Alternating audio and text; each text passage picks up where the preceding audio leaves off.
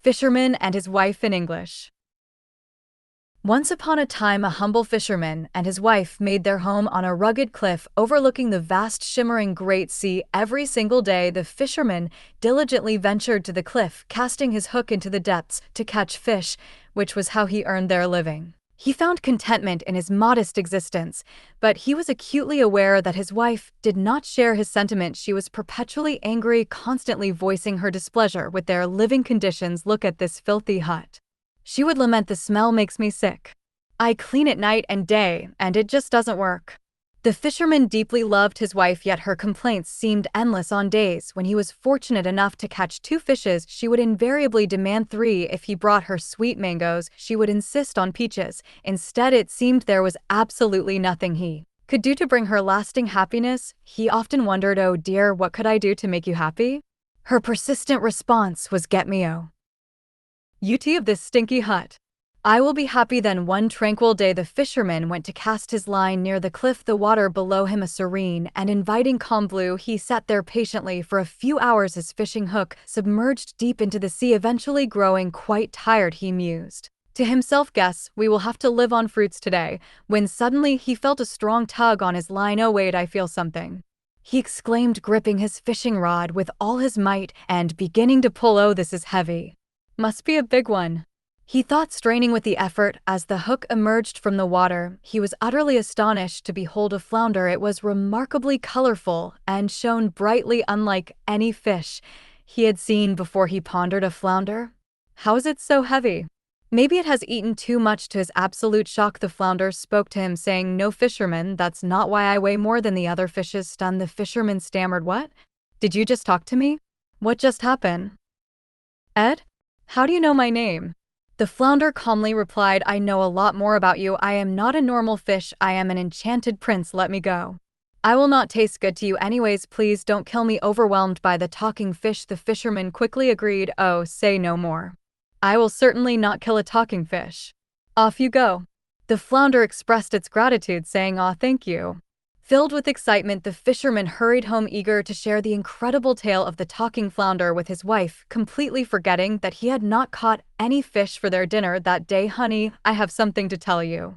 Come fast," he called out. His wife's immediate reaction was, "What? No fish today?"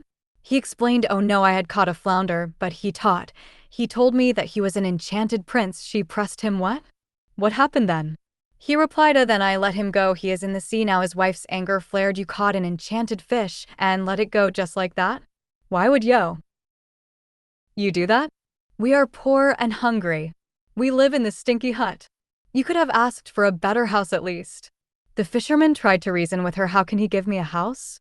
He can't do that. We must be happy with what we have." But his wife was insistent. "I will be happy if I live in a cottage. Didn't you say he was an enchanted prince? You spared his life. He can do this much for you. Go back and ask for a cottage." Reluctantly, the husband made his way back to the sea. To his astonishment, the water had subtly shifted, now displaying a slight green and yellow hue. "Magic fish, can you hear me?" he called out. The flounder surfaced almost instantly, as if it had been expecting his return. "My wife is not happy," the fisherman stated. "What does she want?" The flounder inquired. "Hey, she wants a cottage," he relayed. The flounder simply instructed, "Go back. She already has it." The husband hastened back home and was met with an incredible sight. Their small filthy hut was gone, and in its place stood a beautiful cottage. His wife was already standing at its wooden door. The cottage was impeccably well kept and spotlessly clean. Inside, it was fully furnished and even boasted a warm fireplace. "Honey, look," the fisherman exclaimed. "This house is so much bigger and cleaner. Yes, we have a fireplace too. This is nice, isn't it? Are you happy now? Can we live here forever?" His wife responded thoughtfully. "Forever? We will see about that. Let's eat and go to bed." That night, however, the wife found herself unable to sleep soundly. Her mind incessantly churned with thoughts of what else could possibly bring her happiness. By morning, she was already waiting for her husband at the dining table, resolute in her next demand. "Good morning, husband," she began. "Listen, this house is small for us. I want a palace, and I want to be a queen. Go to the flounder and ask him to give us a palace." The fisherman protested. "What? Why do you want to become a queen? This is enough for us." But his wife cut him off, asserting her will let him decide that. Go to the flounder and make me a queen. With a heavy heart and noticeable hesitation, the husband walked towards the sea once more. The water had undergone another transformation, now a deep purple, and the winds howled with a gushing force. Magic fish, can you hear me? He called out. The flounder again appeared swiftly. My wife is not happy, he stated. What does she want? The flounder asked. She wants a palace, and she wants to become a queen, he explained. The flounder's reply was the same as before. Go back, she already has it. When the husband returned, the beautiful cottage had vanished. In its stead stood a magnificent tall palace with grand brass doors. Numerous servants scurried about everywhere. He found his wife majestically seated on a throne, a regal crown adorning her head. You are a queen now, he observed. Yes, I am a queen, she affirmed. This is nice, isn't it? Are you happy now? Her response was a disheartening no. Being the queen is not enough. She immediately escalated her demands. I want to become the emperor. The fisherman was incredulous. What? He exclaimed. I know what you are thinking. The flounder cannot make you the emperor. That's impossible. His wife retorted confidently. You don't know that. Go to that fish and make me the emperor. Once again, the fisherman hesitantly made his way to the sea. He gazed at the water, which had now turned a murky brown, wondering what force could have caused such a change. Magic fish, can you hear me? He called. My wife is not happy, he announced. What does she want? Asked the flounder. She wants to become the emperor, he relayed. The flounder gave its customary instruction. Go back, she already has it. The fisherman walked back home, pondering to himself if his wife would finally be happy this time. As he approached the palace, he saw that the big brass doors had been replaced by opulent golden ones. The house itself had expanded even further. Inside, his wife sat upon a resplendent golden throne with all the ministers and kings standing deferentially below her. She held a golden orb in one hand and a scepter in the other. Dear, you really are the emperor now? He said. Yes, I am, she confirmed. Didn't I tell you the fish could make this happen? Yes, you did, he conceded. Are you happy?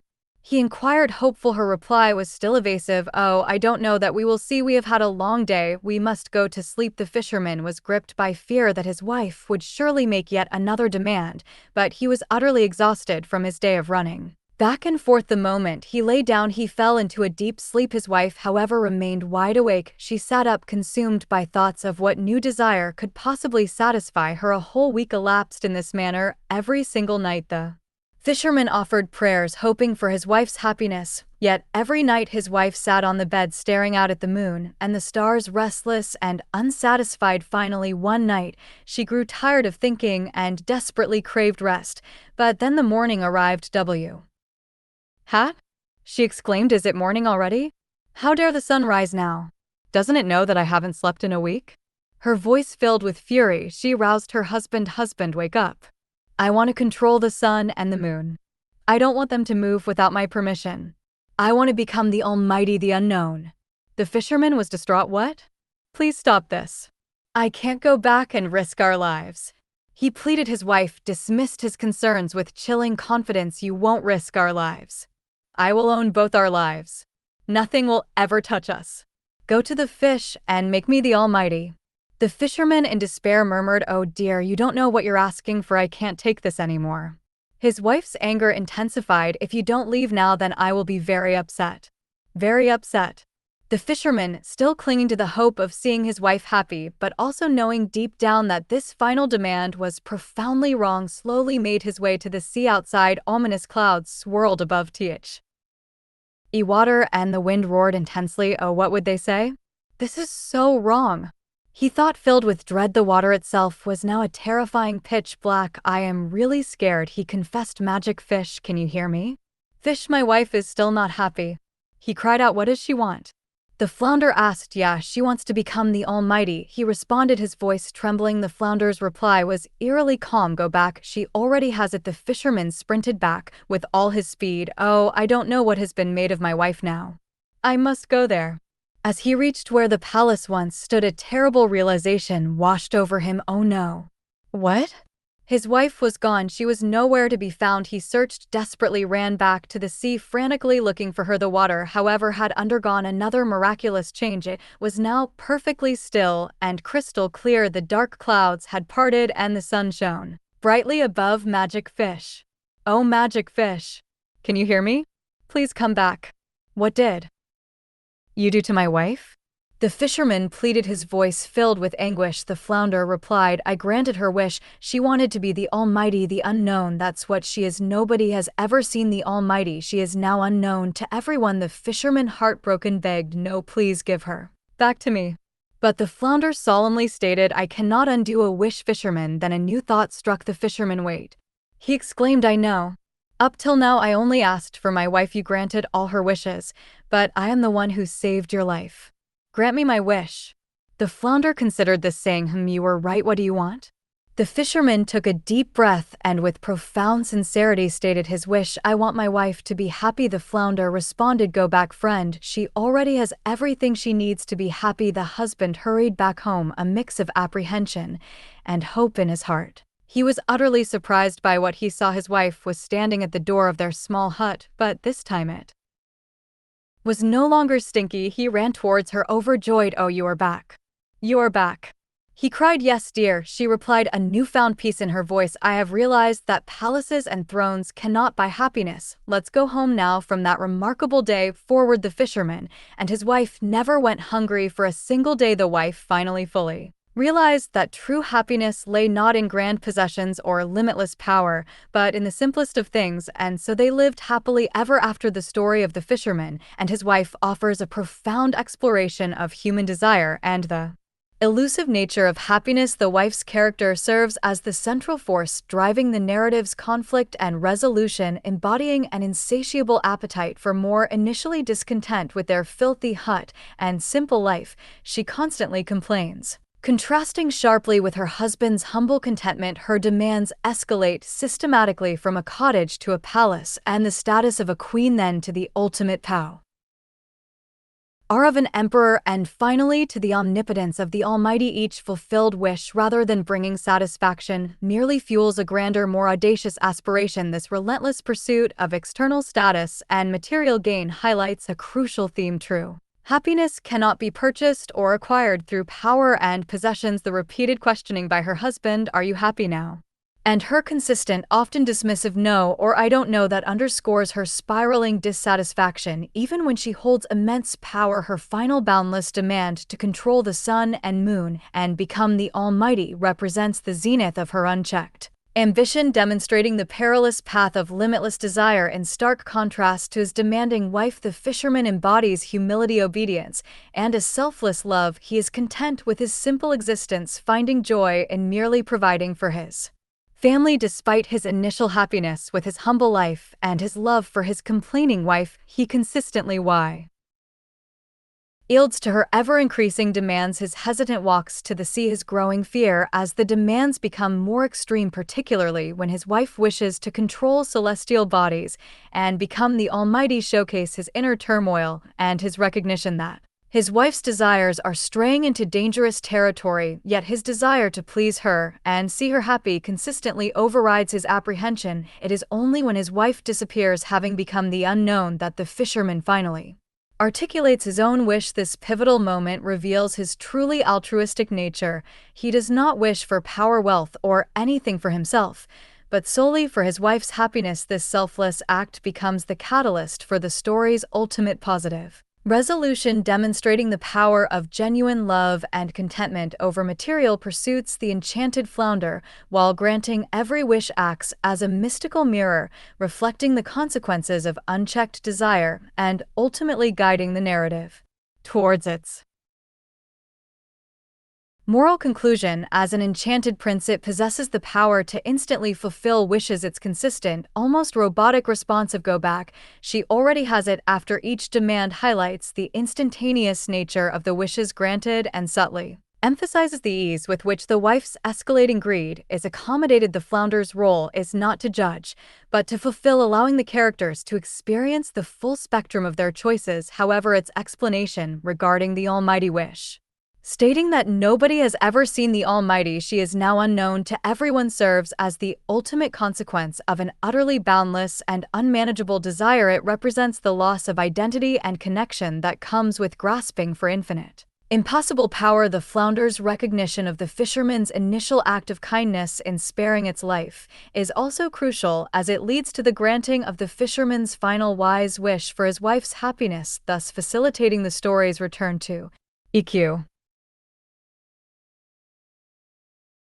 Equilibrium and contentment. The ever-changing appearance of the sea throughout the story serves as a powerful symbolic reflection of the escalating emotional and moral turmoil caused by the wife's insatiable desires. Initially, the water is described as calm and blue, mirroring the fisherman's peaceful and humble existence at the story's outset.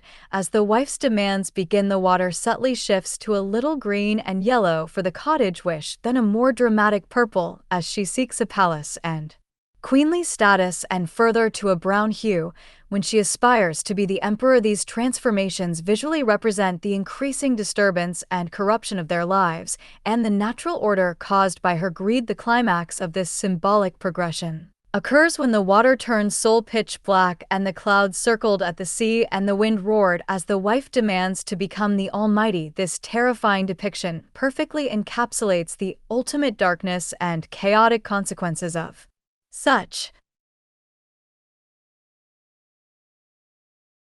an extreme and unwarranted desire. Finally, after the wife's transformation and the fisherman's selfless wish, the sea returns to being still and clear with the sun shining brightly. This return to a serene and unblemished state symbolizes the restoration of balance, peace, and genuine happiness that comes with the acceptance of simplicity and contentment. The central theme of the narrative revolves around the true meaning of happiness and where it genuinely resides. The wife's journey is a vivid illustration of the futility of seeking happiness through external means such as material possessions, social status, or absolute power. Despite achieving extraordinary levels of wealth and authority, from a humble cottage to a grand palace, from a queen to an emperor, she remains perpetually unfulfilled. Her constant dissatisfaction demonstrates that an insatiable desire for more creates an endless cycle of want, preventing any genuine contentment. The story ultimately conveys that true happiness is an internal state independent of external circumstances. It is found not in acquiring more, but in appreciating what one already has, embracing simplicity and finding joy in the ordinary. The wife's final realization that palaces and thrones cannot buy happiness, and that happiness lies in the simplest of things, brings the story to a full circle, returning her to the humble hut that is now no longer stinky, but a place of peace and contentment. The fisherman's unwavering love and his ultimate wish for his wife's happiness rather than for any personal gain further reinforces this message, showcasing that selfless love and inner peace are the real treasures